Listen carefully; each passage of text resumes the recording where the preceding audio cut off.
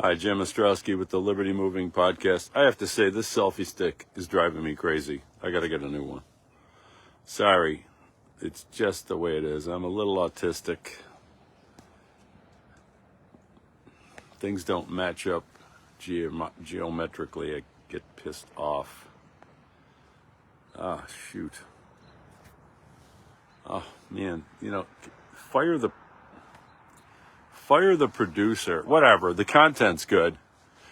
Yeah, actually, darn, I was in a good mood there. I was getting in my fix of Chopin. I'm thinking of using some Chopin music for bumper music for the podcast. Gotta make sure I get my wallet. Okay. Yeah, it's kind of cold in Buffalo. I don't know how long I'm going to talk because I'm not really prepared for the cold weather. So, couple things before we get into the subject. Kamala's making her final pitch. It's basically about killing your kids, which is, it's appropriate because her administration certainly killed a lot of adults and older children. So why not go lower in age? Really gross shit. I got Trump winning. See what happens. I'm usually right. Be funny if I predicted the popular vote. Maybe I would finally get some credit for my predictions, but it won't happen. So, interesting though, before I get into the topic, I woke up early, checked the headlines. Candace Owens banned from Australia. And I'm thinking to myself, really? So I hopped on it. And I'm just pointing this out really to illustrate again, I don't have a marketing department. I have to market my own podcasts. Who else makes the following points?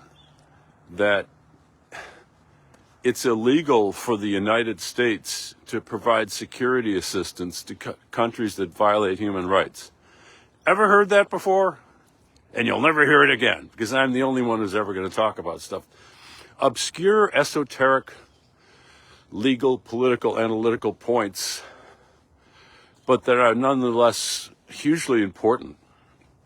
So they don't like, whatever political points she's made on her podcast, and I don't know all the points. I do listen to her podcast. Sometimes I don't know it all. She's certainly out there saying a lot of things that piss a lot of people off, but I'm glad to have her in the conversation. She actually does homework. She actually does research. She doesn't just bloviate. She's kind of like me. I actually do research. I write books before I bloviate. So, getting into a debate with some of the Australians. It's a very authoritarian country, and they don't like it when you get in their face, so I push back. It's all on Twitter. And again, I tweeted the State Department about why are you tolerating the mistreatment of American citizens to a country that we supply security assistance to? And I cited the relevant statutes. Now, the State Department did nothing, of course, when the UK, another one of our fucking useless allies, we have so many damn useless allies, and you know who I'm talking about, UK threatening to arrest Elon Musk and other people like me who tweet stuff or share tweets about immigration protests in the UK. Why are we in NATO? It's like, and this is the problem. If Trump's going to win, I'm going to write a book with ideas for Trump. He's going to ignore all the ideas, and he's not going to get out of fucking NATO. Get out of fucking NATO. It's so long ago when these countries were remotely respectable in terms of protecting human rights, if they ever were. But they're certainly far worse now. I mean, Australia shoots rubber bullets at protesters during a lockdown. There was a time when Australia was a fine country, but its government is extremely authoritarian, and we shouldn't have anything to do with those bastards. It probably got me banned from Australia, but you know what? I don't like to fly anyway. Who the hell wants to fly 20 hours to get to Australia? No thanks. So I guess that's a lifetime ban, self-imposed. So let me get into the topic. So, I've been working on the Second Amendment for like 25, 26, 27 years. I've certainly been a Second Amendment supporter for 45 years, because any libertarian, you got to cross the street here, any libertarian is a believer in the right to bear arms. So, but you know, I've refined the argument. I've battled with the gun control people. I've actually personally battled with Bloomberg's foundation, Everytown, and I've personally battled with Gabby Gifford's foundation in court. And I've been up against their lawyers, and I've read their legal briefs and their research, and I battle them on Twitter. So, you know, I've written 2 books on the Second Amendment. I've given a bunch of speeches. I thought I kind of peeled the onion where it could not be peeled any further. I gave a speech at the Rod of Iron rally a couple Saturdays ago, 2-3 Saturdays ago in Pennsylvania. I got it down to, they gave me 10 minutes because they had a lot of speakers. I said, that's fine. I actually got it down to like 2 minutes, and then I, you know, expanded the argument. But so I thought I had this thing down, but then I did a tweet the other day, and I realized there's a way to simplify it even further. And apparently we have to simplify it because, I mean, the Second Amendment people are their own worst enemy. They don't make good arguments, and that's one of the reasons we're losing. We're not winning this debate. We are losing the gun control debate. And this is the most important, as I've stated many times, and I'll go down with the ship on this one. It is the most important political issue in human history, the right to bear arms. I mean, does the individual have the right and the means to protect themselves against gangs or governments? It's so fucking simple. The question is simple. It's the most important political issue ever. Because if you don't, you will inevitably, short of some sort of a Christian or utopia where everybody loves their brother, everybody's their brother's keeper. Well, we haven't seen that yet. You're going to be exploited by other people if you can't protect yourself. And it's happened all of human history.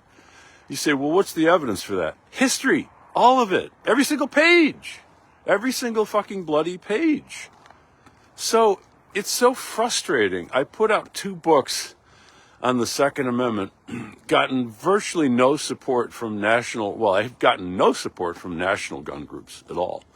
Although there's a current faction of the NRA that I think is interested in supporting my work. I hope they do. I hope the whole damn NRA does. But, so why, could go on and on and on. Why are we losing this debate sort of from an analytical point of view? And I'm not going to really talk so much about the issue. This is just about, it's basically about debating style or communication style or the messaging. It's the way you present the argument. So I'm going to break it down. It's so simple that I don't know if this podcast is going to be that long. Besides, it's cold out here, and I don't have my warm weather gear ready to roll. I got heated gloves and all that stuff. I'm going to keep the podcast going. The podcast is going big time. I'm meeting with some people today to do some bumper music. I'm getting some editing going, and ultimately the podcast will be on, I counted 18 social media sites, give or take 1 or 2. See which ones ban me or whatever. But I'm going to get the podcast out there because it's unique content. I mean, I'm never going to compete with Joe Rogan, and frankly, I don't know how anybody could listen to 3 hours of a podcast. It's like, what? But I'm not going for that type of audience. I'm going for a smaller, elite, sort of self-selected, high IQ, highly committed, well-informed people to be kind of a cadre for the liberty movement. Boy, the liberty movement needs a cadre. We are getting our asses kicked. People don't like it when I say it. I don't give a shit. We are getting our asses kicked. The whole history of the modern liberty movement, the governments are getting bigger and bigger and bigger and bigger and bigger. It's getting bigger all the time. And God forbid if Harris wins, we're screwed. I mean, how do I put this? If Trump wins, we're in deep trouble. If Harris wins, it's a fucking catastrophe. So, yeah, we need a hardcore, podcast for smart people. I don't care about the fucking masses. They're going to do what they're told by the smarter people in their circle. It's a cadre approach. If I could I'd be thrilled if I had 50,000 people. But, we're going to work up to that. We're going to get to 5,000 first. So let me break this down, and so you can explain it. So there's a way we're losing the gun control debate. There's a way to continue losing it. I'll explain what that is, which is basically keep doing what we're doing right now. But there's also a way to win it, and win it like decisively and quickly, like within a year, depending on how much support I get. So, the way the debate has taken place, gun control comes along in about 1960. You can tell because if you go to Ngram on Google, you can look up words and when they became popular. So about 1960, you might be thinking Kennedy assassination. No, it was actually before the Kennedy assassination. It was about 1960. So, ever since then to the current time, the opponents of the right to bear arms have framed the debate as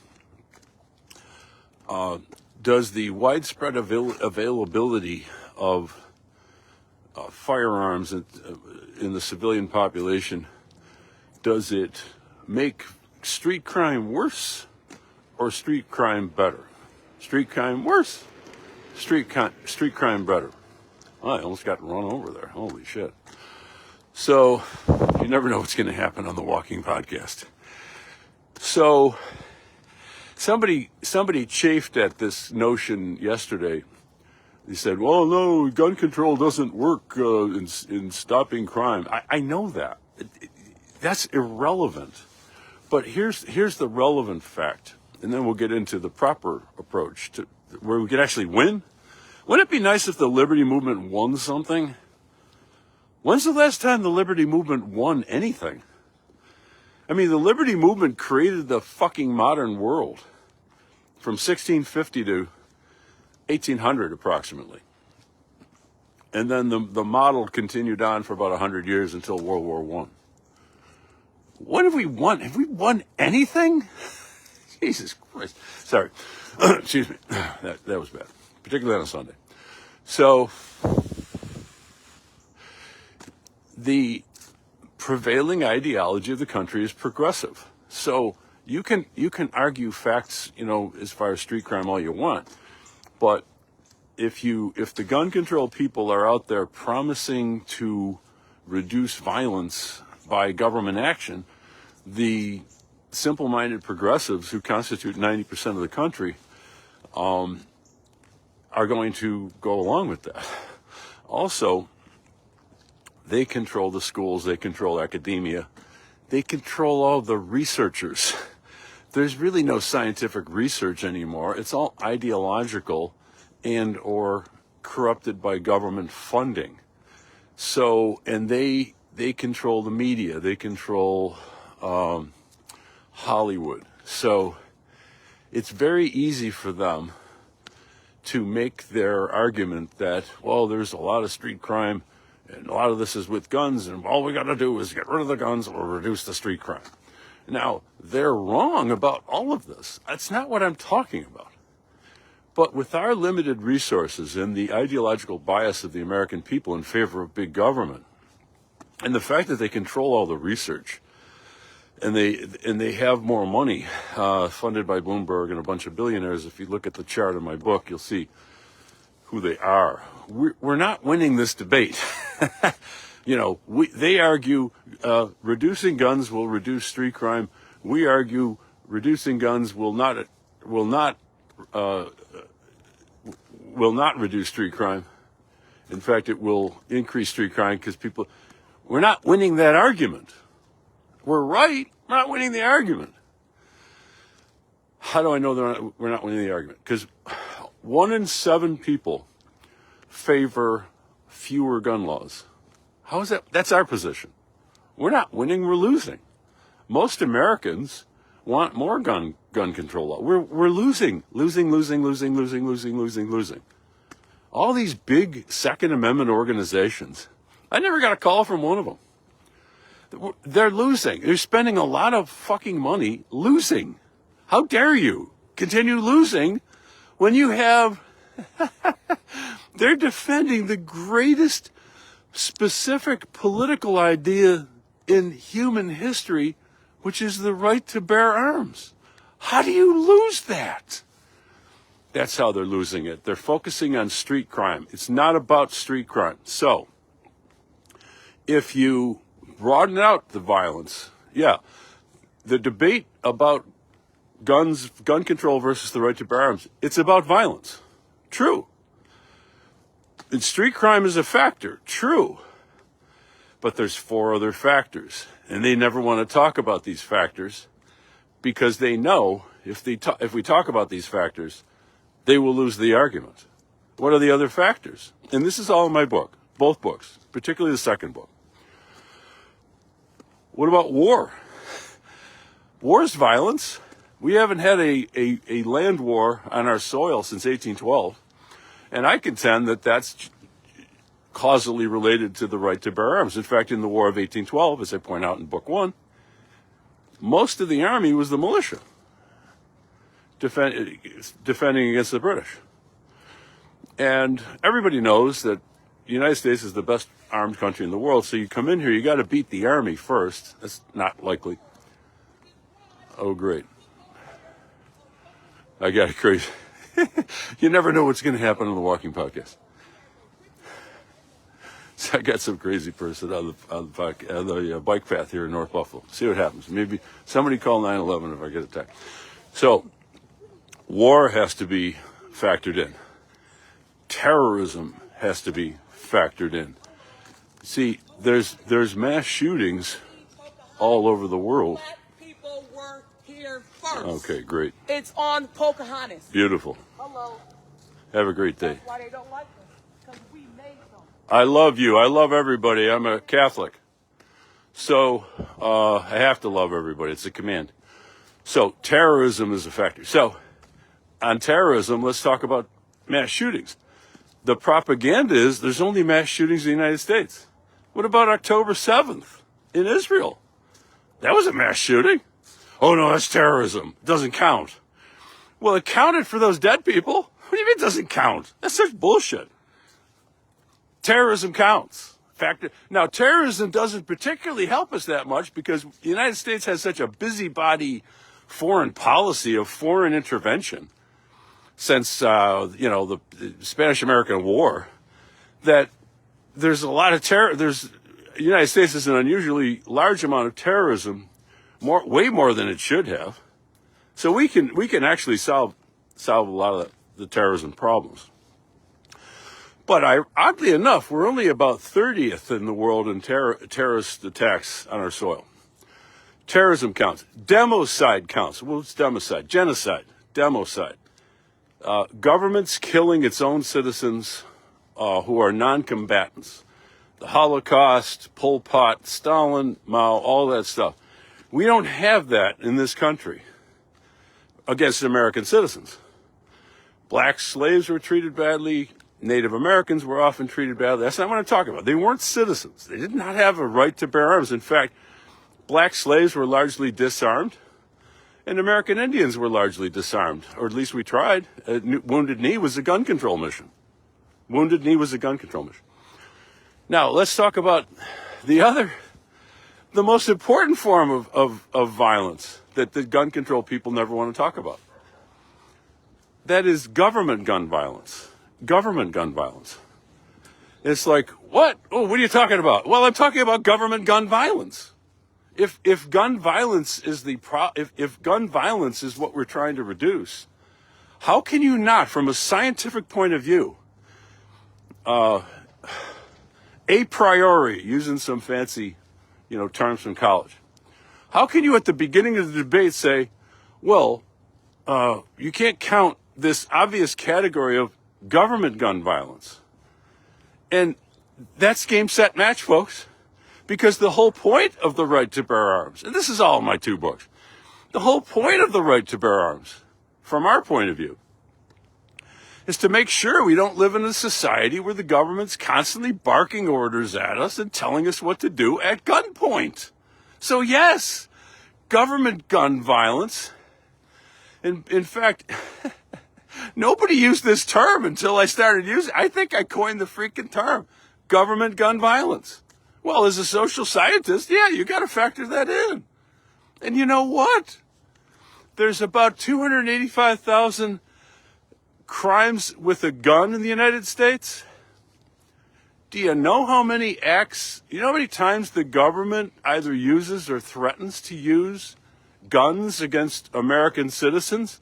Not in self-defense, not stopping a murderer, stopping a rapist, not repelling an attack from Japan.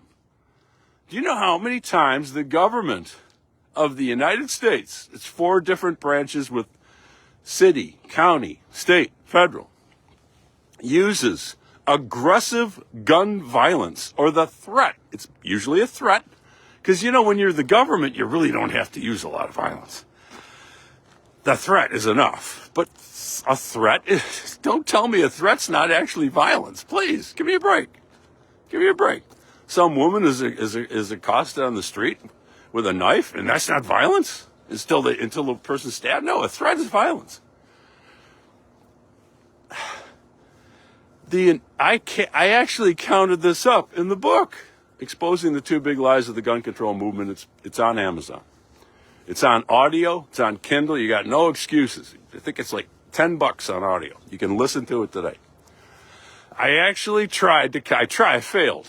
What do you mean you failed? You say we have to count it, you failed. Well, I tried to count up how many acts of government, sorry, I'm on a little hill. I'm in Shoshone, by the way, where I used to pretend to coach baseball. I tried to calculate this, but the numbers got so large. I said, well, is it millions of acts of aggressive government gun violence against American citizens? Is it billions? Is it trillions? Is it quadrillions, which is whatever is more than a trillion? It's almost incalculable. So I'm getting to the end of my park space. I'm going to go to Dashes for coffee, buy local for liberty. I love that place. Here's my point. If you want to keep losing the debate, and we are losing, I don't care what anybody says, we are losing the debate, gun control versus the right to bear arms. Keep talking about street crime only. If you want to win, talk about all forms of violence, which is street crime, terrorism, war, democide, genocide, and the most important type of gun violence in any society, government gun violence. And if you add all those up, as I did, with the help of a statistician, and put out the chart of ranking every country in the world, 165, the United States, contrary to gun control propaganda, is not a particularly violent country. The United States is an unusually peaceful country. In fact, to be precise, we are the 27th most peaceful country on earth. And that might sound like, well, how come we're not higher? Because the countries ahead of us aren't ahead of us by that much. And there are all these tiny little monocultural European countries like Latvia and Iceland, where everybody's essentially a cousin. I don't know about you, I haven't shot any of my cousins recently. But when you factor in fact, we're a huge country with an open border and all sorts of stupid government policies that engender violence. And we've had this sort of captive nation in our borders, African Americans, for 405 years. And we've had so many failed policies, most recently the Great Society. And that's really where a lot of the crime is centered. And it's not caused by, the farmer in Kansas having a gun. It's caused by the failure of progressive big government policies. 27th is pretty damn good. We could do a lot better because at the end of the book, I talk about how can we actually reduce. We're 27th, but how can we get higher on this chart and get up to where Switzerland is, which is is the most peaceful country. So I'm going to end it on that. 2 ways we can continue losing by talking about one form of violence. If we talk about all 5 forms of violence, as I do in my book, we win, and we win quickly, and we win decisively. So thanks for listening, everybody. Have a great Sunday, and go Bills.